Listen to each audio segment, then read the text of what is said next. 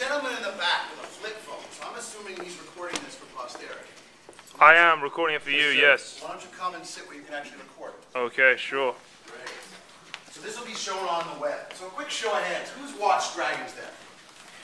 And the rest of you are watching Dancing with the Stars. Okay. So a little bit of history on the show and myself. So I started off as a venture capitalist in 1997 as the director of venture capital for Ernst & Young, a little firm that's around the world. I spent the next 10 years doing seed investments. When that market collapsed 2 years ago, I accepted the university's invitation to join the faculty as a tenured professor.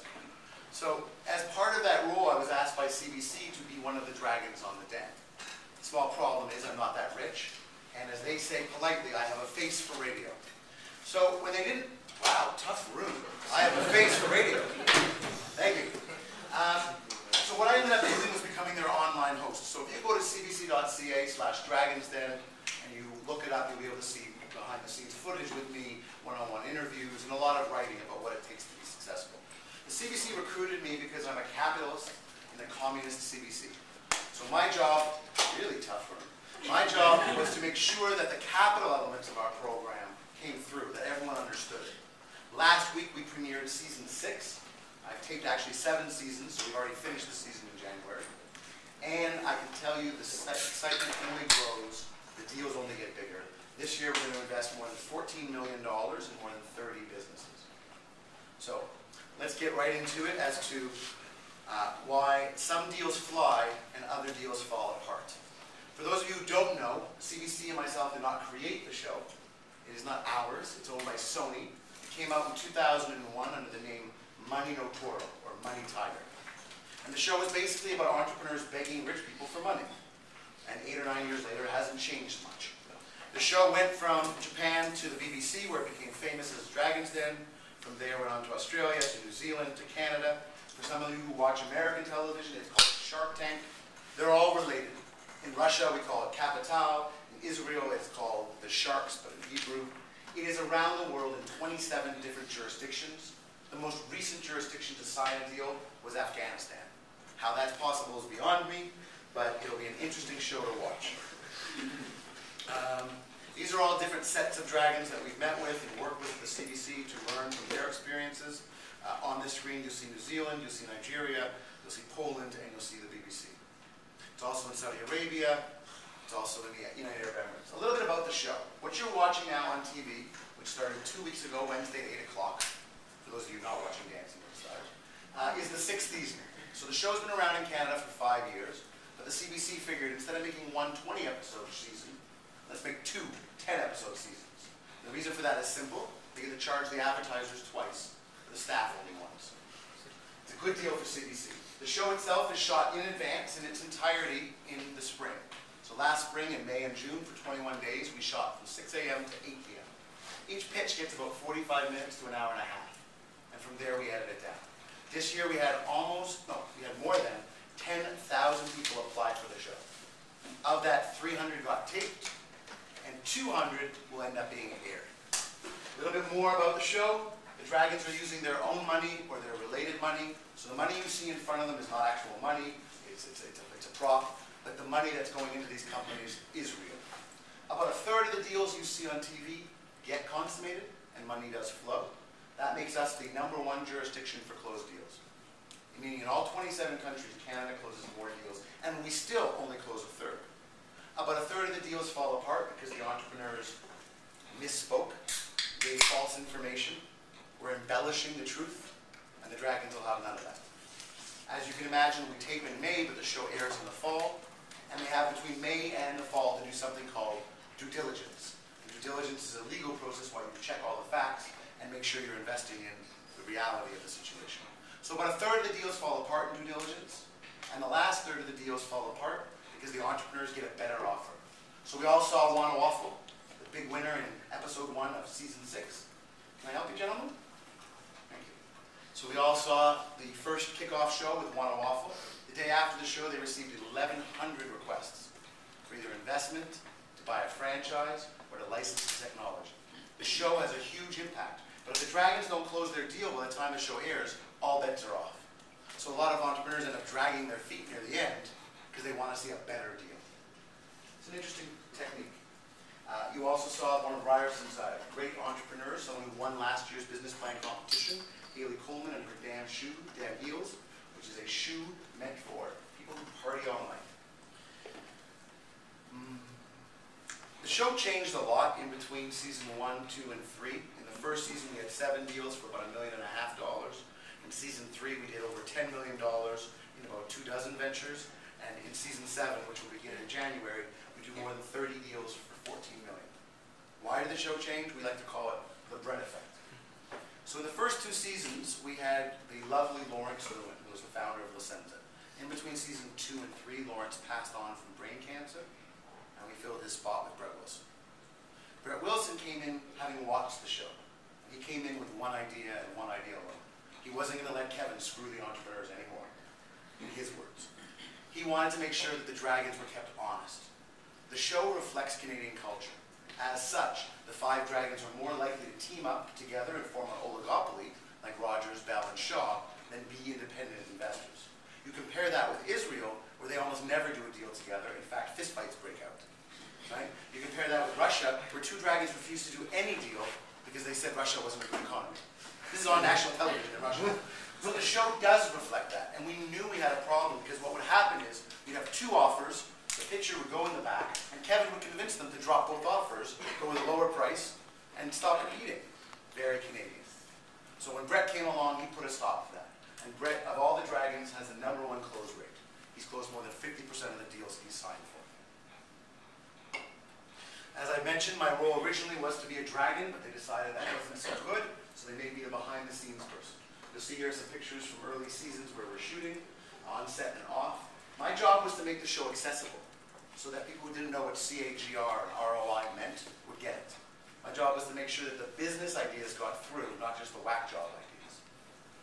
Which often brings up a question, why do we have so many wacky people on the Den? People think, well, if it's CBC, shouldn't it be better than Fox? Shouldn't it be better than a train wreck? American Idol, people singing poorly? And the answer is yes. But CBC is a network, and they have to gain audience share. And in fact, they've managed to combine education and entertainment in such a way that last week they beat Survivor for the #1 show in Canada. That's pretty good, because the show is also the most profitable show in Canada. Think about it. We don't pay the Dragons. We don't invest any money, because it's their money. We sell all the ad space out 5 times before the show even begins, and then we use product placement to make it even higher. In fact, there are some estimates that the CBC is doing 5 to 10 times its costs, which would again make it the most profitable show in Canada. My job has evolved over time. I now write the blog. You can find some behind-the-scenes video, and I've been very happy to work with the Dragons as they've taken the show on the road. This morning I gave this speech at CBC, and now I'm bringing it to you.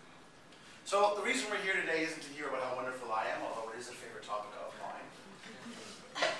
Wow. Come on. What are you guys all in Steve Gideon's class? Come on, laugh a little. So, why do some deals tank and other deals go well? Why do some deals get Kevin's money and other Kevin's ire? Why do some deals fail while others fly? I want to share with you some of the reasons I've seen now sitting through 7 years of pitches, some of which you've never seen. Some of this will be old hat to you. For others, it's things you should consider before joining Start Me Up, before becoming part of the idea consultation, or before pitching a venture you should have done your competitive analysis on before you showed up. So, if you don't want to see this line, wow, your idea sucks, and here's why. These are 5 things you should keep in mind. These are the 5 flaws that I find most often happen in the Den and in the real world as people pitch me for investments. So the #1 flaw, of course, is one of my favorites, the elevator pitch. So the elevator pitch is that opening line. Hi, my name is Sean Wise. I'm from Toronto. I'm looking to raise $100,000 for 10%. That's a bad elevator pitch. Didn't tell me anything about the business. Didn't tell me anything about how I'm going to use the money. Didn't tell me anything about the problems I'm solving. Compare that to what I would consider a good elevator pitch. Let's watch a little video and find out for ourselves.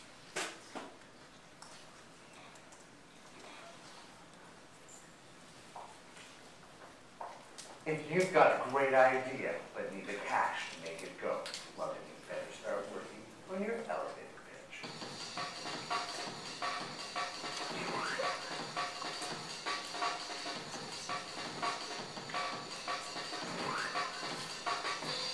What is an elevator pitch? It's the term used for the 2-minute presentation, the exact amount of time it takes to go from the lobby to the investor's office on the top floor to capture investor interest. Get it right, and they'll invite you into the boardroom. Get it wrong, and they'll call security. What makes a good elevator pitch? A good elevator pitch is made up of 2 key elements. First, you have to lay out the pain statement. What problem is it that you are trying to solve? Second, you must show the value proposition. How does your venture solve that problem? That may sound easy, but it's not. Every great elevator pitch must meet 4 key tests. First, it must be succinct. After all, this guy's only going to give you 2 minutes. Number 2, it must be easy to understand. There's no room for tech talk in an elevator pitch. Both your grandma and your grandkids have to get it. Number 3, it must be greed-inducing. After all, investors want to make money, and lots of it. Number 4, it has to be irrefutable. If your elevator pitch leaves investors with more questions than answers, well, you better go back to the drawing board.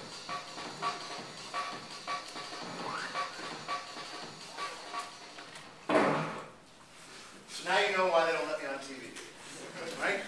They use me behind the scenes to help people get key messages out into the market. And the idea they wanted to get with this elevator pitch video was that you have to come up with something that grabs people's attention. It has to be irrefutable and succinct, easy to understand, and greed-inducing. I always find it easier when we give examples. So here's a favorite example that I think the dean of our school might know better than us. People want to have sex longer than our bodies will allow. Our blue FDA-approved tablet allows them to do so in a cost-effective, embarrassment-free, clinically proven manner. Any guesses as to what we're doing? Some of the boys seem a little bit more knowledgeable. Viagra, right? So you notice we didn't tell you the chemical composition of Viagra. We didn't tell you the cost to make it. We didn't tell you any of that. We told you all you needed to be interested. So when someone came up to you at a party and said, so what do? You would go, people want to have lots of sex. They want to have sex after their body will no longer facilitate such. We make up a way to solve that problem. Focus on the pain, focus on the solution. Let's look at another example. One person's trash is another person's treasure. Our online global garage sale brings together buyers and sellers from around the world through our proprietary trust-based platform. What are we talking about? eBay, or later on you could have been talking about Craigslist. Right? Again, you're not talking about the technical viability. You're talking about the business case. The Dragons, save and except for Robert, don't have a wealth of technology background. So why confuse them with code or patents or chemical formulas? Focus instead on the pain and how you're solving that pain. See this for yourself. I want to show you 3 elevator pitches. One I'll call good, one I'll call bad, and one I'll call just plain ugly. See if you can identify why this one is good. Hi, my name is Vid00001. I'm from Toronto, and my product is called GelFast. Today, I'm looking to raise $200,000, and for that, I'm willing to give up 6% of my company. GelFast does one thing: helps doctors and nurses wash their hands a lot more often. Washing hands more often is a big deal because hospital-acquired infections kill more people every year than do all murders, plane crashes, car crashes, war, and terrorism combined. And about half of those are due to bad hand hygiene by doctors and nurses, and we can help. Okay, so what is the pain that GelFast is addressing? What did you hear there?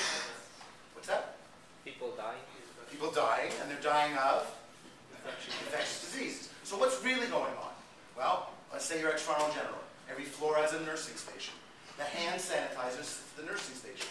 So they actually expect a working nurse doing an 8-hour shift to go from 30 beds back and forth. So bed 1, treat the patient. Walk back to the nurse's desk. Wash your hands. Bed 2, which is right beside bed 1. Walk all the way back. The nursing station can be 300 meters away. Now, that doesn't sound like a lot. Think about doing it every hour. So what did GelFast do? They invented this little necklace that holds the gel. And they get pharmaceuticals to sponsor it. So they give it to the nurses and the doctors for free, and then they sell quite expensive, all the cartridges that go in there. So once all the doctors are using them, the hospital just keeps ordering more cartridges and they keep making money. This is obviously, for those of you who take entrepreneurship, the Gillette model, where they give you the razor and sell you the blades. For those of you who may come from U of T or UBC, this is the drug dealer methodology, where they give you the first one and get you hooked. Right? That's why Gel Fast was one of our big winners. Now compare that to this. What this is.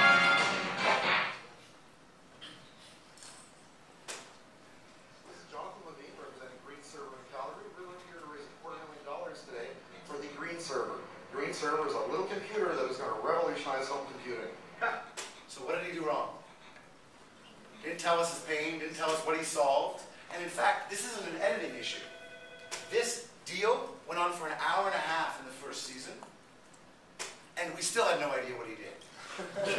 Lawrence got up for a cigarette halfway through the deal. We had to shoot around him. He was so bored. If you look carefully, you can see the smoke in the corner. Right?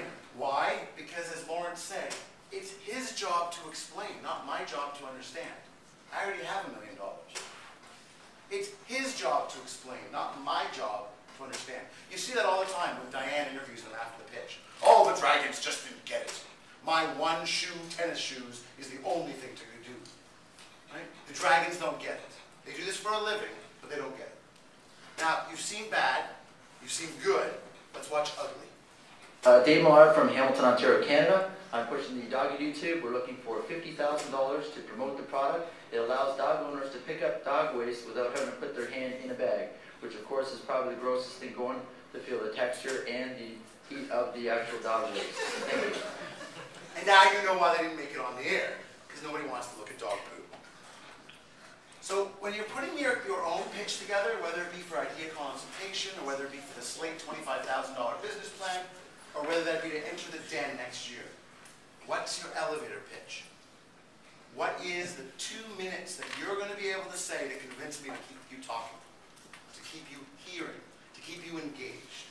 What people forget is, this may be your only time to meet a dragon, but it's certainly not the only dragon's time to invest money. You have to have a succinct elevator pitch, and not having one turns a good opportunity into a crap opportunity.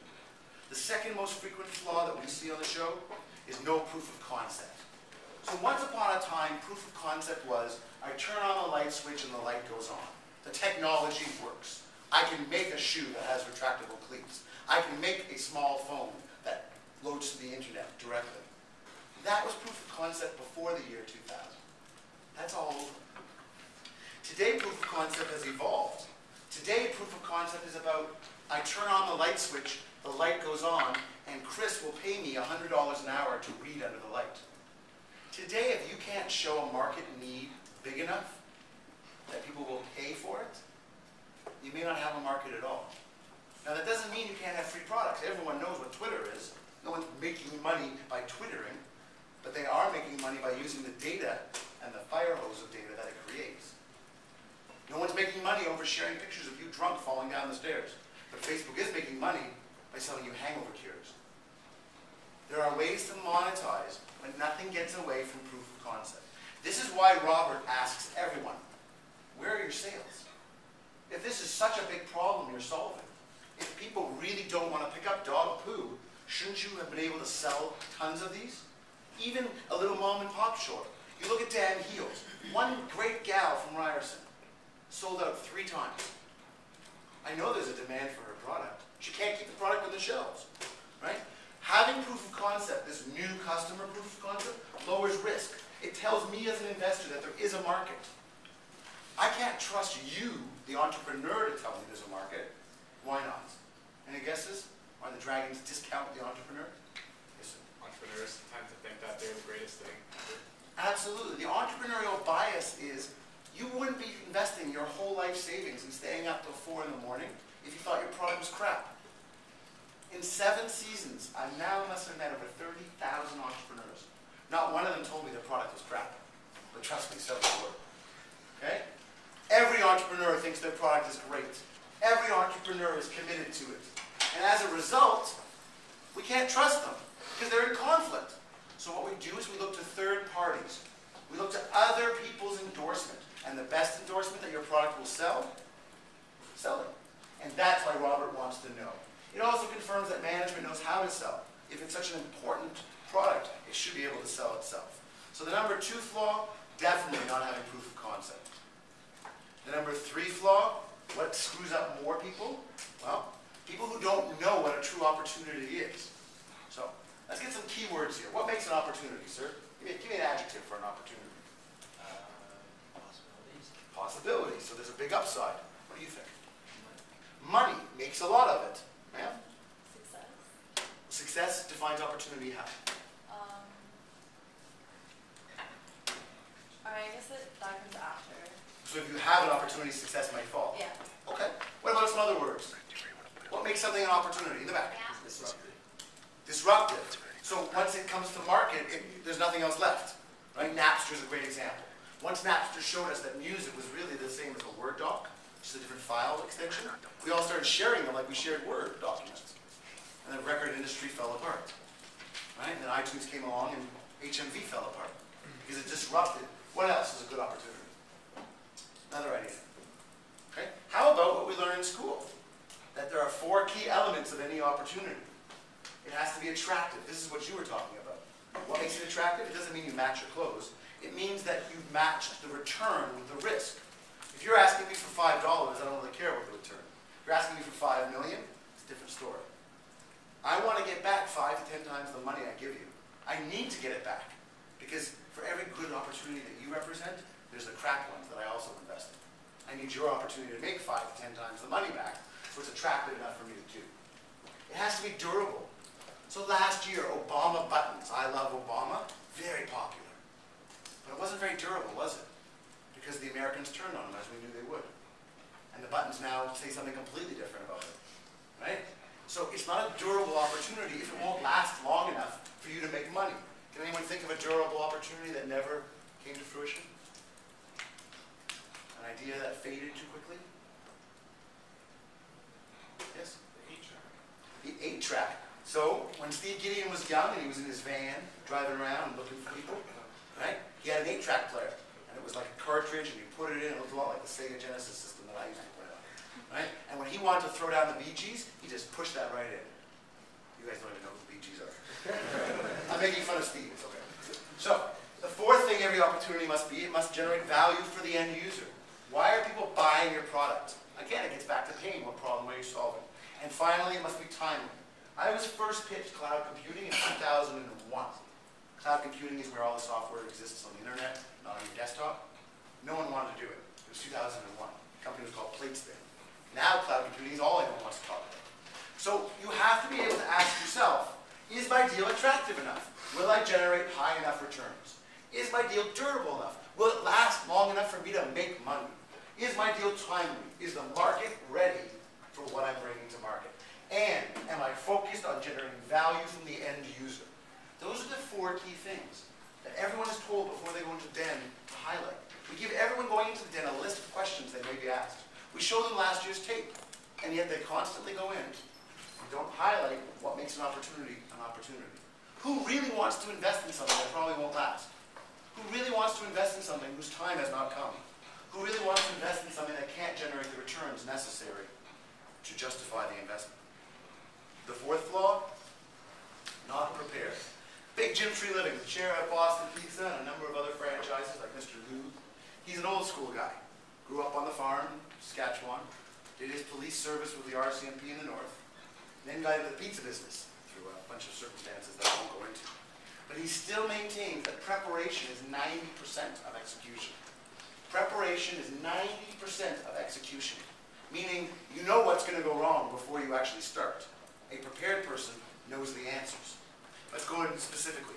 Jim always asks the same questions. How big is the market? What are the margins? How much money can we make? What are you going to do with my money? What is the cost of goods sold? In fact, we give these to people when they're selected. A huge list based on an article I wrote called The 14 Questions Every Investor Will Ask You. You'd figure with a title like The 14 Questions Every Investor Would Ask You, people would read it. But they don't.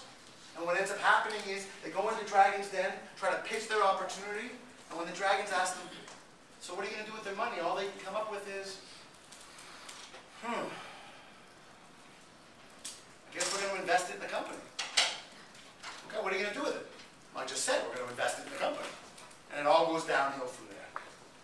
me show you a very small change that makes a world of difference. Here's an unprepared picture. Hi, my name is Jeff P. I'm from Toronto. I have an amazing new product. I'd like $100,000 for 10%.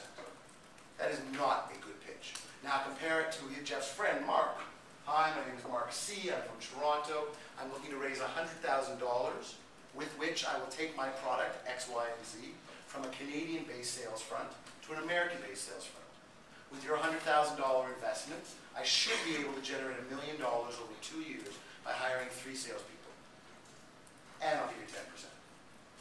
The difference is, one is showing what they're going to do with the money, how it's going to generate the returns, why they need it in the first place.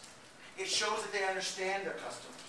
But be clear, the businesses are so nascent, so young, so novel, there's no possible way to know the answers to how much is a customer going to cost, how much should you spend in marketing, how many salespeople do you need to hire. The dragons and professional investors like dragons don't want you to be right. They want you to be reasonable. They want you to have thought through the questions that everyone's going to ask and come up with an answer that makes sense. It's going to be wrong, but at least it proves you know how to formulate an answer and that you'll be flexible enough as your business unfolds to make changes. People want to know how you are going to go to market. How are you going to get things done? And when you go in to ask for money and you can't answer that question, you've committed the number 4 flaw. Number 5. One of the biggest problems we see when it comes to idea consultation, when it comes to Dragon's Den or Shark Tank, is the wow factor. Why am I listening to you? Who cares? Who does this matter to? What problem are you solving? Okay? Give you an example. Anyone here ever get an email from someone in Nigeria looking to transfer funds? Okay? Or an email from someone in the States offering to enlarge body parts with this medication? Right? It's called spam. And according to MIT, it will make up more than 55% of all mail in the world. So more than half of all emails sent are about things that you don't care about. So everyone would know that a spam filter would solve a huge problem. Who cares that we have too much mail? You care. But not enough to buy software to solve it, or we all would have bought it. But who really cares? Rogers does. TELUS does. AT&T does. Why? Because they own the pipe. And if that pipe is filled with 55% crap, the pipe ain't working too well. So what people make mistakes on is not realizing who the true benefit is.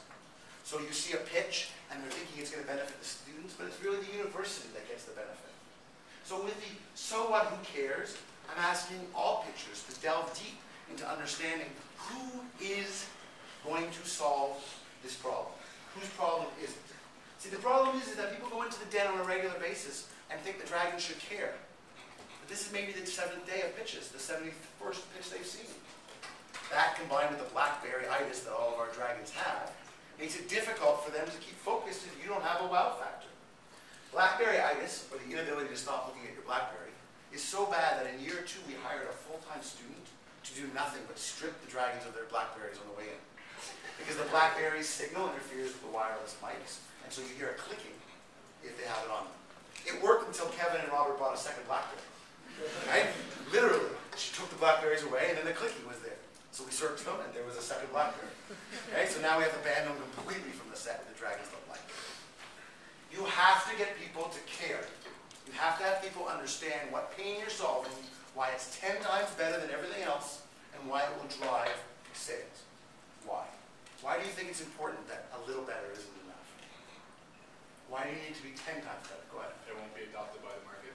Absolutely. The market has already bought something to solve this problem, or has decided the problem isn't worth solving at current cost.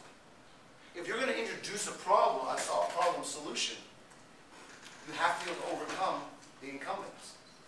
People who've already done. So if someone came to me and said, I have the best search since Google, I would say, who cares? Google meets the needs of 90% of the people. But if they came to me and said, yeah, but there's a market that isn't met, photo recognition. Everyone on the internet is stealing each other's pictures.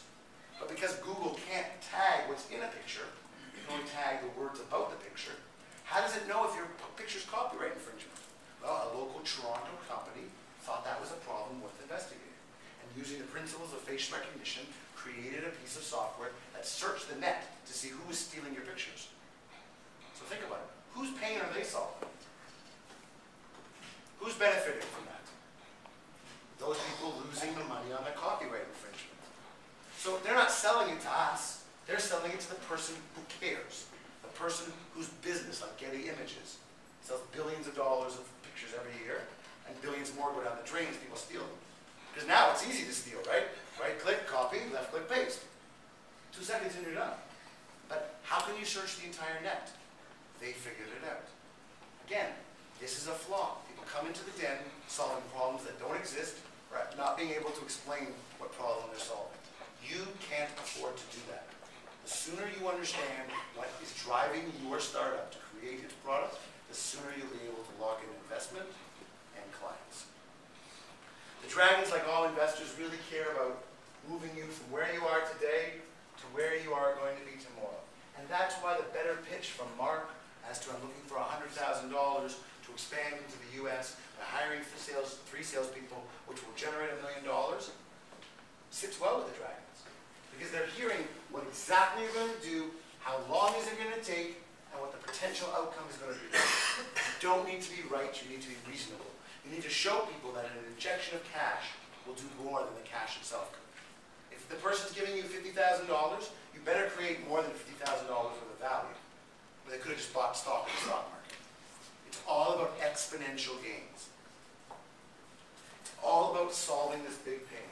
Right? In class, we talk about the 10x rule. And the 10x rule states that in order to overcome incumbents, in order to overcome the products already bought by people, you have to be better, faster, cheaper, stronger, more attractive by more than 10%.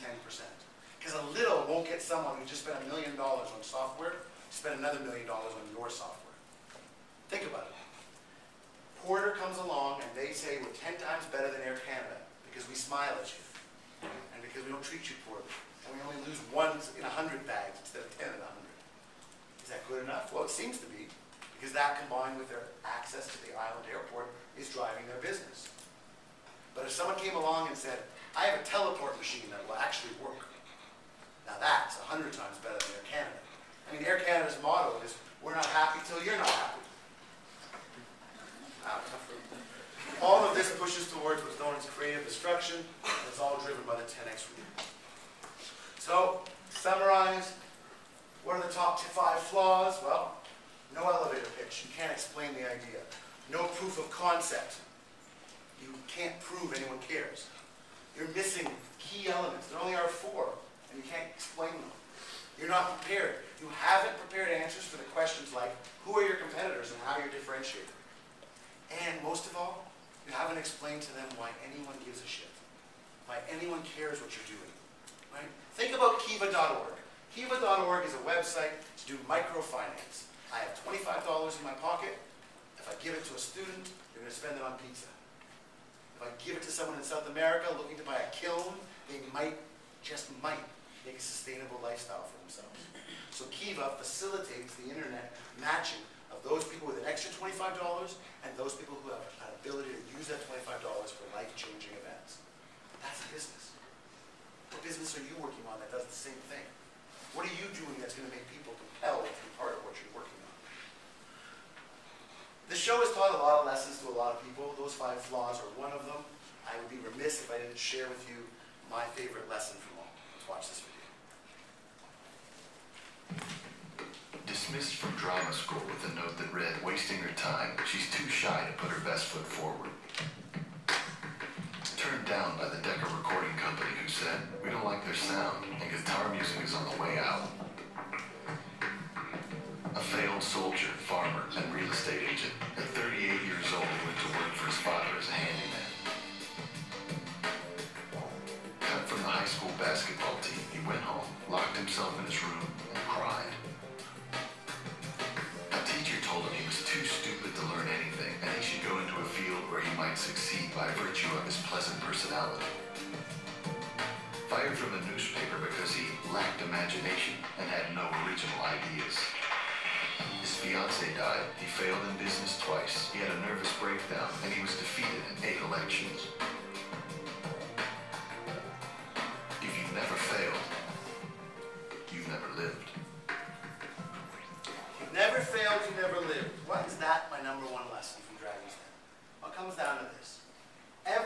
give about a dozen of these speeches. And at the end of them, someone always walks up to me and she goes, he will say, why do you let those people on your show? Like, it's obvious they're not getting a deal. They're just idiots. And I always say I don't agree. Yes, I think they're not getting a deal, but I don't think they're idiots.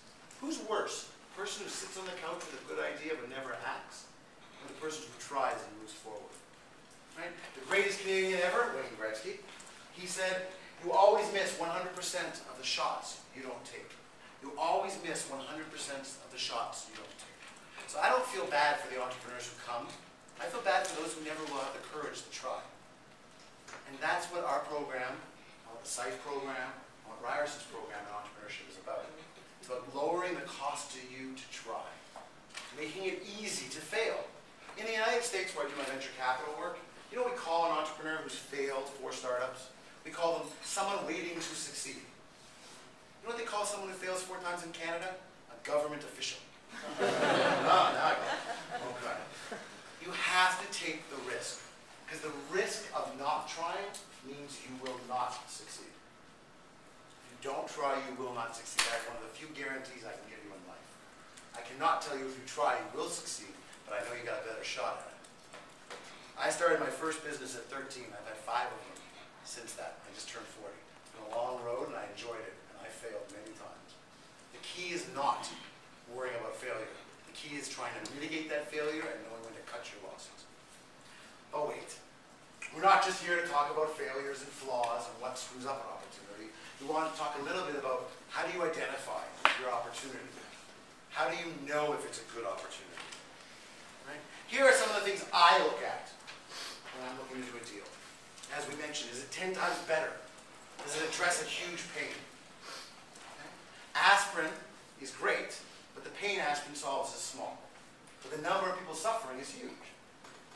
Medications that fight HIV, it's a much bigger pain, but less people suffer. But same, huge pain. Anything that can address those markets will therefore be profitable. We always look for third-party validation. Why? Because of the 30,000 entrepreneurs I've met in the last decade, not one of them agreed they sucked. But trust me, they did.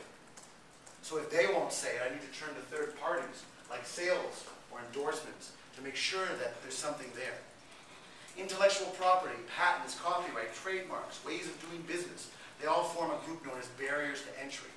Why is it that when I launch my business, Jeff can't launch his right after and copy me?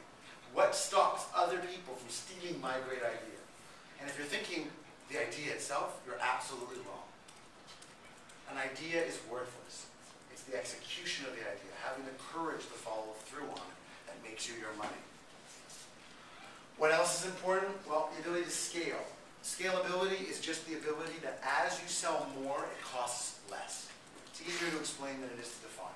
Software is the most scalable in the world when it comes to business models. Why?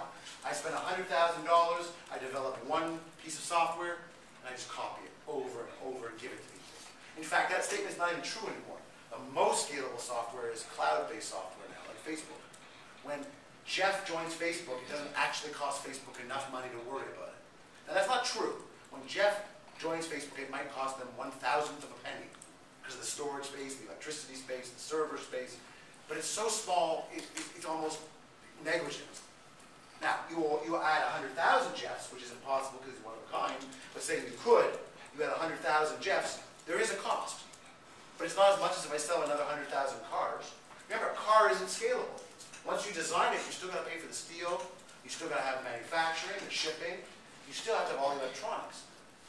The least scalable business, so we have very scalable software, not so scalable cars, the least scalable, consulting. When I worked at Ernst & Young, professional service firm, it was simple. The model was number of people who work there times number of hours they work times rate per hour. That's the entire model of Ernst & Young and of every law firm you've ever met. Right? That's $1 billion, by the way. They do that on that simple model. But they don't scale. If Ernst & Young wants to make more money, they got to hire more people, make them work longer hours, or raise the rate per hour. That's not scaling. If software wants to make more money, it just sells more. If you want to be accountants, you can talk about variable costs, fixed costs, but I don't want to trouble you with such tough terms. We also look for good founders. 80% of an investment decision is based on who the person is. Are they passionate? Passion is incredibly good because at 3 in the morning when the thing breaks, it's only passion that keeps you from jumping off the balcony. But too much passion can be bad. Too much passion can lead to blinding yourself, to not seeing problems with your own idea. If you want to be technical in MBA school, we call this a curvilinear relationship, meaning a little passion isn't enough, too much passion is bad, somewhere in the middle the curve reaches its zenith. You've got to have just enough passion to take advice and still push forward. You've got to have unique abilities. You've got to be able to do something that others can't. Maybe you can access a design or a recipe that your grandmother made. Maybe you have relationships with the country that you originated from. Maybe you have a proprietary technology. But it's something that makes you unique so others can't copy it. But as Kevin says, you don't want to be so unique that you can get hit by a bus and be left with nothing but road pizza. What Kevin is saying is, if you're so vital to your business that I can't do without you, what do I do when something goes wrong? Again, it's a curvilinear relationship. You want enough unique skills to create a barrier to entry, but not enough unique skills that the entrepreneur can hold you ransom. And finally, we have what I won't write down, but I will say out loud as the no asshole rule. Okay? Investors are enough assholes themselves. They only invest in entrepreneurs that are easy to work with. Any guesses why? Why do you guys think? Maybe a clash of ego. Clash in ego. Investors are notoriously huge egos. Why else? Go ahead, sir. Saves time. Saves time. What kind of time would be saved if the guy's not a jerk? Like getting the deal done. Getting the deal done. In the back there, sir. What do you think? One of the biggest relationships that you get is with the VC and who they know and the people that you're working with. Absolutely. You're all right. I'll repeat the last one just in case you couldn't hear it. Right? When you're doing a deal with someone, it's going to be one of the most important relationships of your life. In fact, after your partner, your spouse, and after your kids, it's probably the person you're going to be most working with, most regularly seeing. When I do a deal, I accept that I have to deal with this person on a weekly, if not daily basis, by email, by voice, or in person, for up to 5 years. I got 1,000 deals I could do. The fact that the guy's an ass just makes it easy for me to say no. We have the choice, because we have the money, and we choose to work with people who take advice, push back when appropriate, are easy to chat with, who are committed. If you have to deal with personalities and egos, it's just not worth the effort. It's not worth the effort. Why would you start off in such a bad position? So it's a no-brainer. The greatest ideas with the biggest jerks, maybe other than Apple, are not likely to could happen. Right? Easy to work with is what makes a good deal. Right? If you like what you heard and you want to hear more, I would strongly recommend you attending the other Start Me Up training track ideas. You'll see professors like myself and industry professionals sharing with you our little knowledge that we've gained in the industry.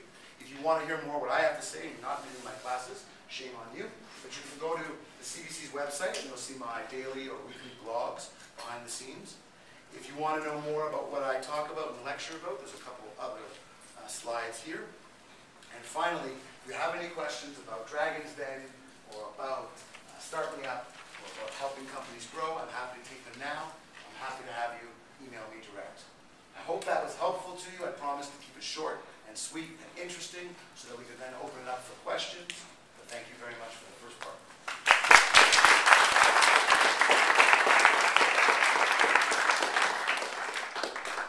Thanks for coming. So let's open the floor to questions, either about the show, about opportunities, or about how one evaluates whether your opportunity sucks or not. Questions? Right here. So let's say your focus is not on the pain. Let's say your focus is not on What the should pain. you focus on? Because let's say you're The pain. offering. How do you make a pain of something that's available? You talk about the end product. So what you're really asking is, not all products can be associated with pain. He's referring to products that are consumable goods, that are really profit-driven. So a dating website, is that really about pain? Well, yes. It's about not being able to connect with the best people for dates. Is an eye touch really about pain? Did you guys have a question? Or you just decided to talk through this? So there's always a pain. There always is. So how would you translate it to the investor to make it sound like a pain when it's not really? Well, I don't know. You're asking. For example, a question. the water bottle. It's a product that an end consumer would buy. Last year, more than 50,000 metric tons of plastic water bottles were thrown out. So much so that Ryerson rose up and said, no more. Create creating a pain for no water bottles on campus. Instead, it created a wonderful opportunity for recyclable bottles, which we're now selling for double the price. The pain, we're killing our planet. Students won't take it anymore. We've banned them. Everything has a pain. Because pain is just the alleviation or the generation of problems. It's just solving a problem. There's always a pain. Next question. In the back, go ahead. So you find the pain, but you don't have the technical skills to figure the solution. How do you go about doing so? Well, that's a really interesting question. So what happens when you find a great opportunity, but you can't actually fulfill it? You're halfway there. One of the goals is to be self-aware. Know what you're good at, know what you're bad at. There are amazing opportunities in this school to team up with people. We just finished an amazing program that was called startupweekend.org. And entrepreneurs came with business ideas, but no technical ability to fulfill them. And they recruited people who could code like the Dickens. I was one of them. I came with an idea, just an idea, but not a lick of talent to make it real. I teamed up with other people related to Ryerson, related to Start Me Up, related to SIFE through this Start Me Up, through this startupweekend.org. And together we formed the first product. So just like you're saying you may not have the technical skill, there are some technical people, engineers, computer science, who don't have the business skill to see the opportunity. So I strongly recommend, if that's the case, you've got a great opportunity but no ability to fulfill it, to start hanging out at the digital media zone. Start teaming up with people at Ryerson SIFE Group to find that team. Because otherwise, you're just stuck with a great idea and watching someone else make it real. And you're going to be kicking yourself. Next question. Yes, sir. Can you answer that from the reverse? Let's say you have the technical skills. So what do you do if you have the technical skills but not a good idea? You go see him with his good idea. It's the same answer. No. So in terms of like actually growing out your resources and you have customer traction, you're able to do all these things. But yeah, you're looking for resources, the right people, the ones that are not going to step you back, funding. Because I mean, starting up is great, but if you compare it to anything in Silicon Valley, it's sad. Really? How much time have you spent in Silicon Valley? I actually just came back to work. Great. How long were you down there for? For a week.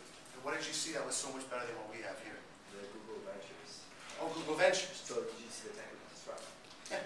That, Oh, absolutely. fantastic. So Silicon Valley is a world-renowned ecosystem, Yeah. and you should definitely move there. I lived there and I worked there for a long time. It was fabulous, but it's not better than what we have. It's just different. It's different. So Well, it's different because of their geolocation. They put everyone in one spot, but there are other opportunities. For instance, when I do a startup in Silicon Valley, I got to fund it fully with equity. When I do it in Toronto, I only have to fund it 45% with equity because I'll get the government to pay the other 55% with IRAP and SHRED. So if you have great technical skills, but you're missing some business stuff, you will find that in the Valley. The Valley is notorious for funding people who are all technical, no business. Canada doesn't work that way. They're more interested in proof of concept, show me sales. But that's what SIFE is about. That's why they're recruiting so heavily into engineering and computer science, to make these matches. Because if you go to the Valley with a proof of concept, like you can show the app working, you'll get a lot farther. And Google Ventures does exist in Canada, but they only come up once a year. Go ahead. Can you just go back and explain the 45, 55 that you're talking about percentages? Yeah, sure. So Canada, in order to facilitate the growth of young software companies, has a program that gives money for research and development. It's through the national government. Right? It's called IRAP, Industrial Research Assistance Program. And its partner, or sister, is called SHRED, Scientific Research Experimental Development Credits. They're all government programs. So what they do is they give you money, not a tax deduction, but money, once you prove that you've also spent money. So if I give one of my companies in Toronto 100 grand, they can apply for IRAP and get 2 times that money back from the government. So the government will chip in 200 grand, and they'll chip in 100 grand. That's IRAP. IRAP produces matching money for scientific research that is not guaranteed to be successful. So in fact, it's the opposite. The more unsuccessful you are, the more money the government gives you. That actually makes sense. You have to think about it. It's counterintuitive, but you have to think about why. If it made sense, we would all give private money, and the government should not be, getting in the way of private money. But when things are such high risk that the private sector won't touch it, the government needs to alleviate that risk. So the IRAP program, which if you apply to properly can give you 2 times the money you put up yourself, allows you to take projects like, can I build an iPhone that teleports? Pretty risky, doesn't really exist, might work, might not work. I'll put up 100, the government will put up 200, and Bob's your uncle. Once I do make it work and I sell it, the government will ask me for some of that money back. But if you don't sell it and it falls apart, government doesn't come back for their money. Why do they do this? It's simple. It's a down payment on your future taxes. I'm going to give you enough money to get your business off. Once you become RIM, I'm going to tax the crap out of you. And then I'm going to give it to the next person coming up. Shred is the opposite. For every dollar I spend on scientific research and development, which includes coders, I get 45 cents back. That's a check, by the way. We're not talking about deductions against future profit. I have funded most of my businesses, the most famous of which, TransGaming, through that methodology. Give them a little money, let them milk the government for the rest. After all, it's your tax money that eventually will be giving the next person money, or today, my tax money. Go ahead. I have a two-part question. Two-part question. Part number one. First, you mentioned third-party validation for example sales. So at what point, up to what point should you grow organically, bootstrap it, and then turn to VCs? I would never turn to VCs if I didn't have to, and I am a VC. Okay? As soon as you get in bed with a VC, their interests become predominant. So if you take $5 million from a VC, then you better be able to sell for $500 million, because I'm going to want back $50 million, and I ain't going to let you do nothing until I get my money back. Which is why you're having this huge change in the world right now. And VCs are not popular, and super angels are popular, right? Super angels giving 50 or 500,000. Ron Conway would be an example, right? The idea is that by giving you less, you have to make less in the end. So instead of selling for 500 million, you can sell for 50 million. But the number of people who can buy you for 50 million is a lot larger than those who can buy you for 500. So today I recommend taking as little money as humanly possible, milking the government as long as possible, and getting sales as quick as possible. Why? Because every dollar you take from a future client or a current client is a dollar I can't use to hold over your head and control you. And that's the answer. Bootstrap it until you can't bootstrap it no more. You'll waste so much time chasing your tail trying to impress these guys in jeans and blue jackets that you may waste your time. You had a two-part question. That was part one. Part two. Many people turn to VCs not only for funds, but also for mentorship and also for networking purposes. Yeah. So if you don't want to turn to a VC, how do you go about finding a mentor? Okay, so the question was, many people say they turn to VCs for money, contacts, experience, and networks. The truth is, in this country, very few VCs can provide you anything but money. And in fact, in this environment, we're down to maybe 8 funds in Ontario, where once we had 80. I mean, 4 or 5 years ago, they made 2 changes in the marketplace that dried up venture capital. That's not the issue you're asking. Where do you go for networking resources? Where do you go for experience resources? It's amazing. Because for the first time in the world, you can reach out and find other entrepreneurs. You can go to Scythe and DMZ and share problems like, what did you do with your trademark? Whereas before you used to call me, and as a washed-up lawyer, I would tell you. But now you've got peers. And so where do I tell people to go? I form what they call social capital networks. So social capital is a foo-foo word for you do me a favor, I do you a favor. But online, you can track this crap. Because you can get into people and talk to them. And Fred Wilson, who's coming up tomorrow, right? I know Fred. He's fabulous, one of the best VCs in the US. He's all about social capital. And that's why he continues to do well. So he's coming to Toronto to see what he's missing. So, one, you're probably not going to get it from the VC. You're going to get a lot of lip service and very little deliverable. 2, if that's the case, you might as well get it elsewhere yourself. So how? You join LinkedIn entrepreneur groups. You join Facebook entrepreneur groups. You start working at Scythe. You start living in the DMZ. You start attending demo camp. And you will find that it's you against us, as opposed to you alone and me and my big wallet. Seriously. Today, more than ever, you can grow a business yourself. I just finished a piece of work, and it was done by the Kauffman Foundation in the US, that proves that in 1999,